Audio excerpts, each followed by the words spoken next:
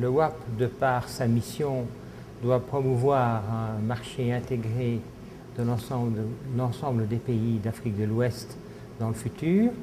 Et pour ce faire, il avait déjà entamé en 2004 la création d'un plan directeur production-transport.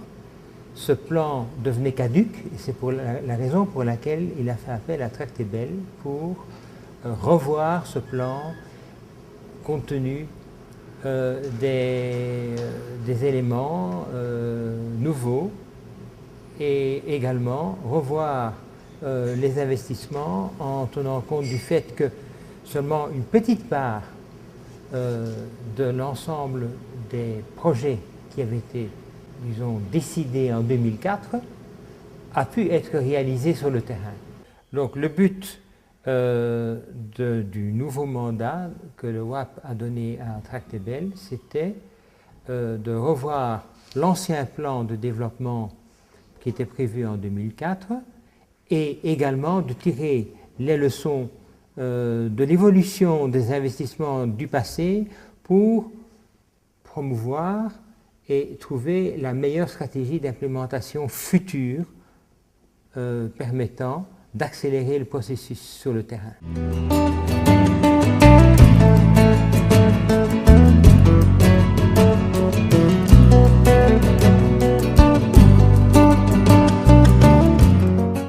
Les remarques qui ont été faites concernent un ensemble d'éléments. Il y a évidemment des éléments qui relèvent de la politique, il y a des éléments qui relèvent de la technicité, il y a des éléments, des impondérables qui sont dus, par exemple, si je prends le cas des retards d'investissement qui ont eu lieu dans le domaine des centrales thermiques qui devaient être investies au Ghana, au Togo, au Bénin, eh bien, une part de la responsabilité est due au fait que le gaz n'était pas disponible car il venait du Nigeria. Alors, qui porte la responsabilité? C'est très difficile à dire, évidemment. Donc, il y a un tas d'impondérables qui peuvent survenir. Et en fait, le but qui était poursuivi en parallèle avec le présent plan de directeur, c'est d'essayer de trouver des structures qui permettent de limiter les impondérables. Par exemple, si vous faites appel à des sociétés spécialisées à objectifs spécifiques dont le but est de réaliser un projet depuis sa conception jusqu'à sa réalisation et son exploitation, et dans laquelle les différents États ou les différents partenaires privés auront une part, eh bien, vous pourrez alors beaucoup plus facilement implémenter sur le terrain ce projet parce qu'il y aura une équipe unique qui va centraliser tous les problèmes et qui va éviter les erreurs du passé, c'est-à-dire le fait que, dans le passé, chaque pays était responsable d'une partie de l'investissement et il y avait une telle différenciation entre les capacités de management des différents pays, disons, la situation financière des sociétés d'électricité de ces pays qui devaient faire des investissements. Il y avait une telle disparité que c'était difficile d'avoir une concomitance de tous les éléments pour que le projet ait lieu et se déroule dans les temps.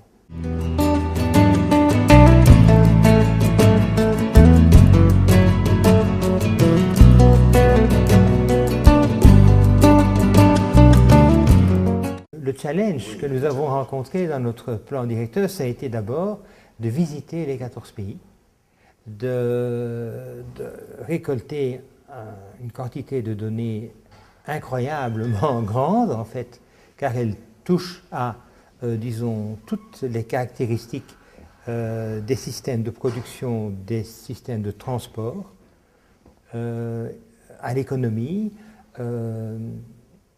à la demande des différents pays, aux pratiques qui se posent dans ces différents pays.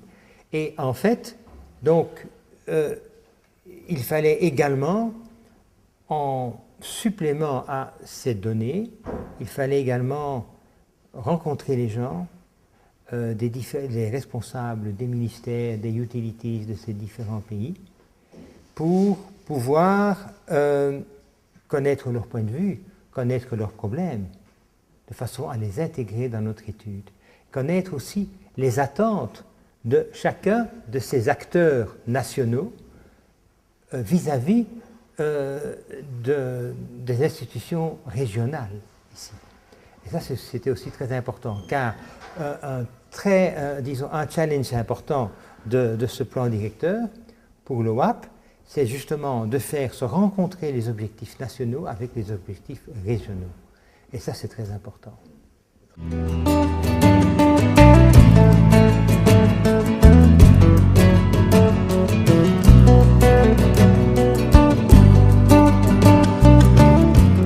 Nous sommes vraiment très contents de voir d'abord que, disons, l'ensemble de ces pays prend des mesures pour favoriser la coopération à tous les niveaux, que ce soit au niveau des investissements, au niveau des tarifs, au niveau, disons, de l'exploitation. On en parle, et ça c'est très important. Si je mentionne l'exploitation, c'est que lorsque l'on aura construit toutes ces interconnexions qui vont permettre de réaliser un marché intégré, il faudra encore, pour réaliser tous les bénéfices attendus, qu'on exploite ce système de façon correcte. Et pour le faire, là, il faudra se doter des moyens également, qui sont très importants en dispatching, en hommes également, dans chacun des pays, pour pouvoir gérer un énorme système, mais pouvoir le gérer de façon cohérente et uniforme.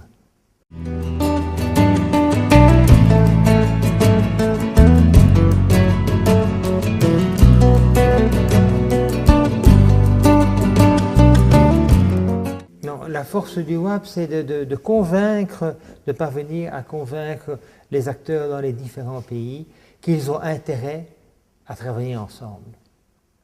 Et que, plutôt que de favoriser les plans nationaux, qui souvent sont toujours beaucoup plus chers, hein, car ils font appel à une vision court terme, d'avoir une vision long terme ensemble avec les différents partenaires au sein de la région. Et ça, c'est quelque chose qui est long un message qui est long à faire passer, mais qui fait son chemin, évidemment. Et nous avons d'autres exemples dans le monde. Si je prends le cas, par exemple, des pays du Golfe, là, les différents pays du Golfe ont mis sur pied une structure politique et administrative qui est très puissante et qui leur permet déjà de faire des progrès énormes dans la construction des interconnexions, mais aussi dans les décisions nationales d'investissement qui doivent être, en fait, qui doivent concourir à l'optimum de l'ensemble. Donc, il y a des études qui se font au niveau de l'ensemble des pays pour voir quelle doit être la contribution dans les investissements de chacun de ces pays. Et puis, ils se mettent d'accord de définir pour chaque pays ce qu'il doit investir et comment il doit le faire pour le bien de tous. Et ça, c'est quelque chose qui est unique au monde, je crois.